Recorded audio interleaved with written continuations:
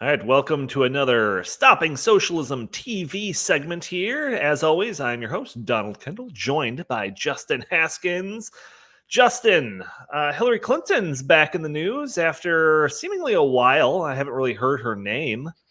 She's kind of reappeared. It's like a phantom. like a phantom in the night. I was gonna say like Bigfoot, seeing Bigfoot, but there's no real videos of that. But explain this to me. What is she doing? Why is she hitting these headlines? Well, Hillary's got a whole lot to say, apparently, about the upcoming election. She's still bitter. She's still extremely bitter, very, very upset about everything that went on before. Feels like the election was stolen from her because of the Russian collusion, insanity that supposedly happened.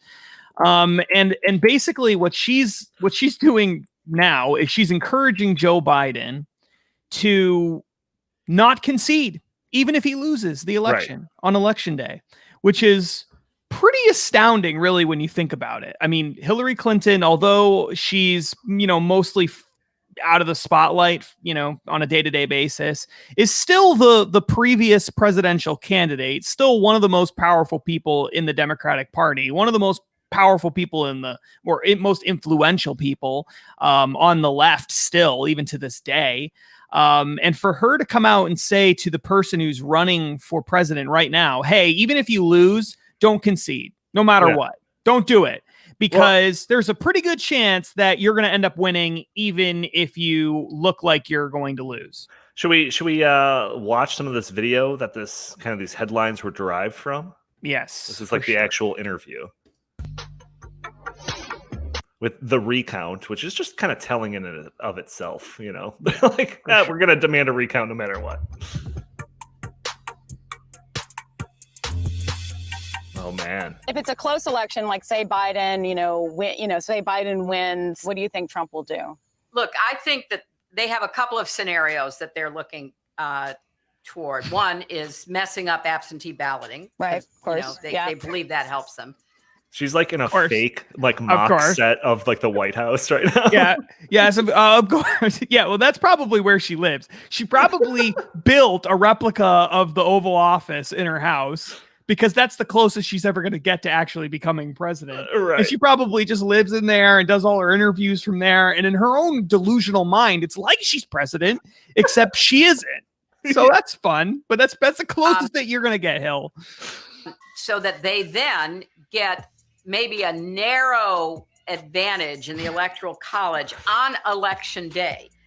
Because remember, we've seen a couple of cases, like in Wisconsin, where they did everything they could to mess up voting. But because courts had ordered absentee ballots to be counted if they were postmarked on. Hillary messed up in Wisconsin by not going and campaigning there. We can't even get. I love how she says a narrow electoral college victory. It's like you lost 306 to 232. Yeah. In what universe is that narrow? It's not narrow. You got slaughtered. In the Electoral College, you got absolutely destroyed. There's no question about it at all. So election day, Democrats actually won some important races there. In the Can we just stop for 1 second? This is all. We can't even get through this. All right, sorry, continue. Michigan primary, I was told in Detroit, the Republicans had 40 lawyers challenging absentee mail-in voting. And a local reporter talking to one of the lawyers he knew was told it was a dry run for November. So we've got to have. What's wrong with that? Yeah. Well, that sounds really scandalous. Wow. So there are lawyers making sure there's what is she suggesting? What is she suggesting? Is she suggesting that the lawyers are going to be like slipping in fake ballots? Like, is that what she's suggesting? Like, what is?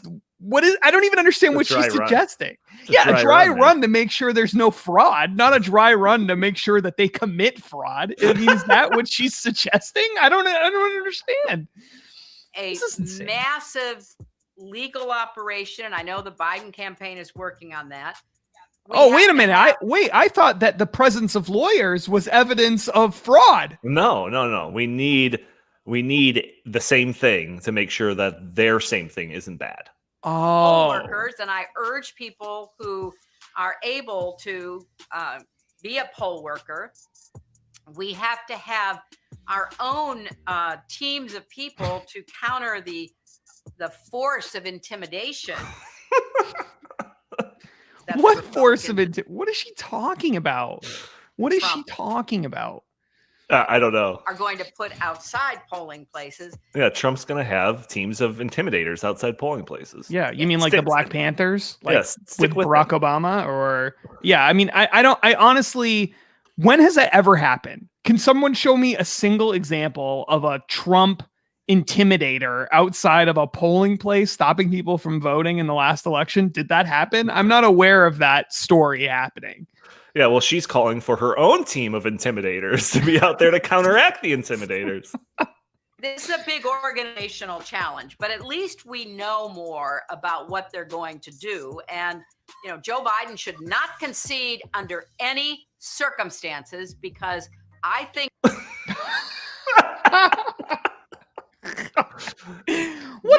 What you go, girl. You know what? What a bunch of losers. Seriously.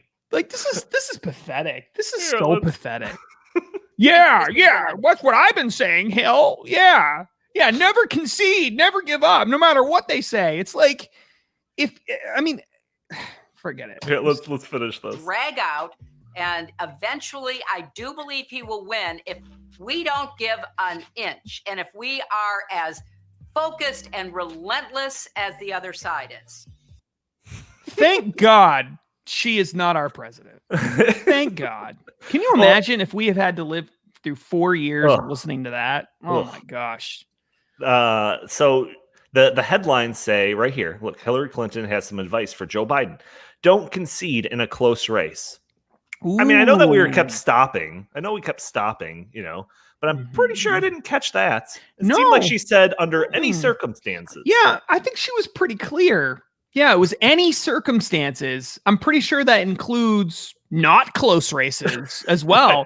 You know, the term any generally suggests any circumstance, literally any. I mean, am I supposed to reinterpret that to mean only in narrow circumstances? I don't think so. That's not what she meant. She was very clear. Don't concede under any circumstances. Yeah, we're going to have a team of lawyers out there, a giant, lawyer effort to ensure that, every vote that's possible is squeezed out or whatever however she wants to interpret that. Right. And, not to concede. Now, to her credit, though, like, isn't there a lot to say that in like the Bush election of 2000 that his opponent dropped out too quickly? And like, before all of the recount stuff really happened, he conceded too quickly. You talking about Al Gore? Yeah. I don't know. I mean, I guess he ended up losing, didn't he? So well, yeah, but I guess he didn't drop out too quickly then, did he? He was the first one to jump on the ship. He was right from the very beginning. He knew he had lost. Well, I don't know. The other big thing though, and this is probably the biggest like hypocritical thing about this whole statement, is what were they saying about Trump and like the whole MAGA crowd in 2016? Yeah. Wasn't it like the big concern that Trump wasn't going to admit defeat and he wasn't going to accept defeat? That's exactly right. The long-standing narrative from the left leading up to that election was that Trump may not quit. That his supporters would become this army of horrifying rebels that are going to go off into the streets with their pitchforks and their torches, and they're going to set things on fire and burn Washington to the ground and everything else if they don't get what they want. Yeah. Fast forward to now.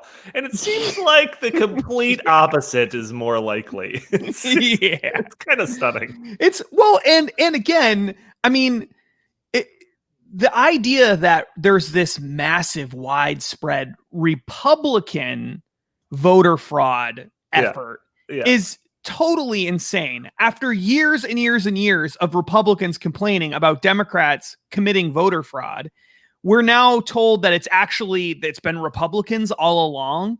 Like, come on. This is this is unbelievable that they are trying with this narrative. It's just unbelievable that they're even trying. It is. It's laughable. It's laughably ridiculous. Where are the Republican strongholds that are doing this? Like, Right. Where are the stories of widespread fraud for Republican presidential candidates? When has that ever happened? Like, I've never even heard of that happening. So grouping that with another statement from a very popular Democrat, Speaker Nancy Pelosi, it kind of starts revealing a little bit more of a trend instead of just like the lunatic rantings of like a failed political candidate. So I'm going to play this as well. Trying to interfere in our election. But they're not the only ones. We take an oath to protect and defend the Constitution from all enemies, foreign and domestic. And sadly, the domestic enemies to our voting system and our honoring our Constitution are right at 1600 Pennsylvania Avenue with their allies in the Congress of the United States. But I mean, just right there. She just said that they're domestic enemies of the Republicans, and Trump are domestic enemies. Again, let's just get out there and mobilize, organize, and not let the president deter anybody from voting. And again, support the postal system, which is election central. They're doing the post office is election central. Everything they can. Suppress the vote with your actions, scare people, and yeah, I don't know. I really don't know. Suppress the vote? Isn't that what she just said? Scare. Didn't she just say that suppress the vote? I think she gets confused here. I'll rewind it. They're doing everything they can. Suppress the vote. Oh, she's saying they're suppressing the vote. Okay. All right.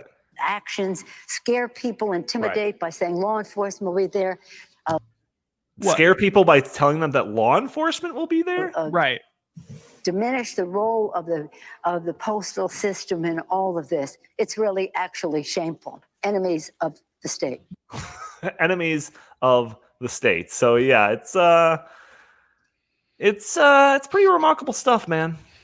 It's pretty insane. Remarkable stuff. The thing that bothers me the most about this is that when you couple all these things, like on their own, these things are crazy, but you've got the former Democratic Party nominee, presidential nominee, and, one of the most, again, influential Democrats that there's been over the past 3 decades, right, saying that if Joe Biden doesn't win, basically no matter what, he should not concede and contest the election. Then you have the Speaker of the House, arguably the most powerful Democrat in terms of actual government. She's the most powerful, the highest ranking Democrat in government, saying that the president of the United States is trying to steal the election, commit voter fraud, that he's an enemy of the state, and that all of his allies in Congress, which is just another way of saying Republicans in Congress, are enemies of the state.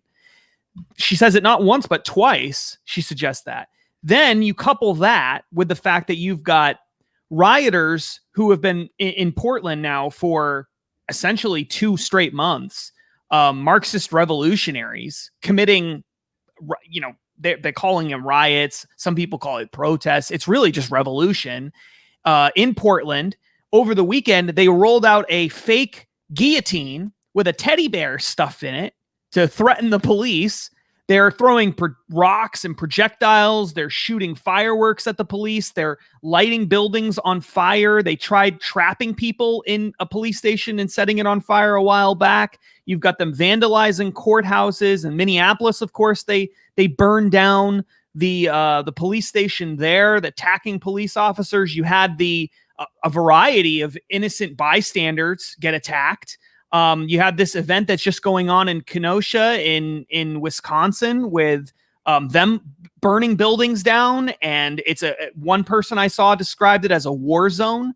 From one of our think tank, I think it might've been the McIver Institute or something, said that they went down there and they actually looked at it, said it was essentially a war zone, that they saw people getting attacked. They saw buildings burned to the ground. I mean, when you compile all these things together, what is the message that you're sending? That if we lose, that it's that it's the president is the an enemy of the state, Right. that destroyed democracy and stole the election, and that his allies in Congress are also enemies of the state. This is borderline inciting violence and revolutionary action. It is very, very close to doing that. I think that there's no doubt that this is to attempt to delegitimize the There's election. no question that's what it is. Right. And, if it is close, God forbid. Oh, my Yeah. gosh. It's got to God be a forbid it's blowout. close. Then, yeah, it's going to be the whole thing. There's going to be a whole campaign about, like, if you thought the investigation after 2016, the Russian collusion was bad, just wait to see what's going to happen if and when Trump wins. Yeah. It's going to be insane.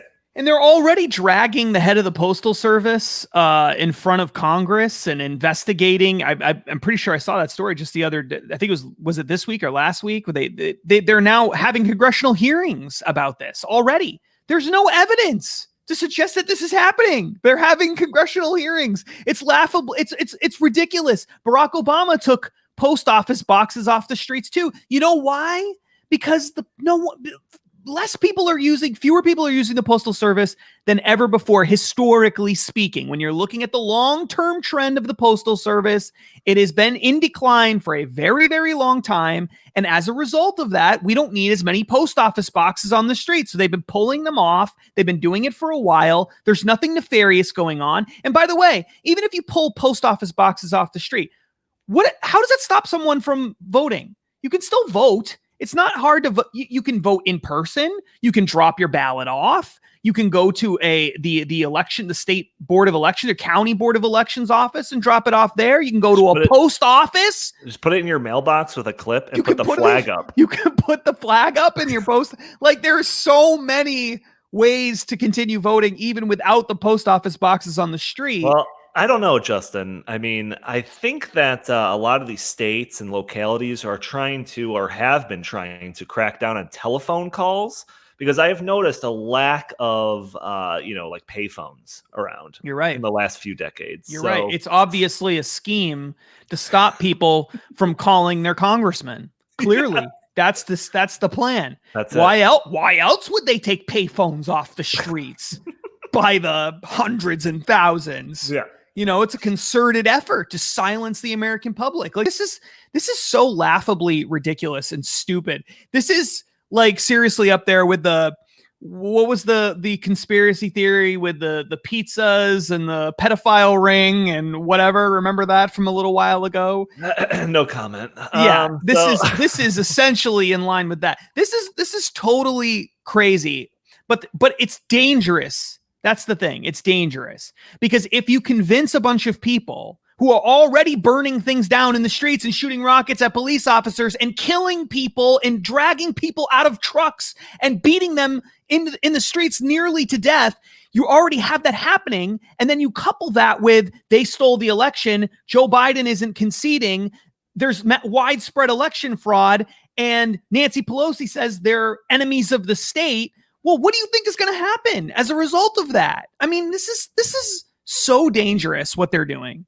I think Hillary Clinton has just cemented herself as queen of the Karens. And she's like, I don't like how this election is turning out. I want to speak to your manager. Yeah. That is what is going on right now. She's Hillary Clinton is truly, truly the worst. I mean, I know I say that a lot. There's a lot of people that I put in that camp who are on the left, but she is the worst. Yeah. Because she knows what she's doing. That's the thing. Unlike Joe Biden, who isn't sure what year it is, and unlike, even Bernie Sanders, who has like this really passionate ideology. He's like a total lunatic, but he's got an ideology behind him. Hillary Clinton is just the most self-serving, despicable Karen on the face of the planet. She is. She's the worst. She is the worst. Oh, yeah. And she can't handle the fact that she lost that election to Donald Trump. An embarrassment for her. She just feels like that's going to haunt her to the end of her days, man. Yep. That is going to haunt her to the end of her days. All right. I think that should do it for this episode of Stopping Socialism TV. Folks, if you like our videos, feel free to go to YouTube, Stopping Socialism TV. Find a lot more videos just like this. We also post a lot of our content on Facebook. Go to Facebook, Stopping Socialism, also stoppingsocialism.com. We have Instagram, we have a Parler, I think we have Twitter too. So you can find us on all the different social medias. Justin, any last words? Where can they find you? Anything like that? I was going to say something. Right. Yeah. No, I've got nothing. For once, I've got nothing. All right. Talk to you all in the future. Join us again.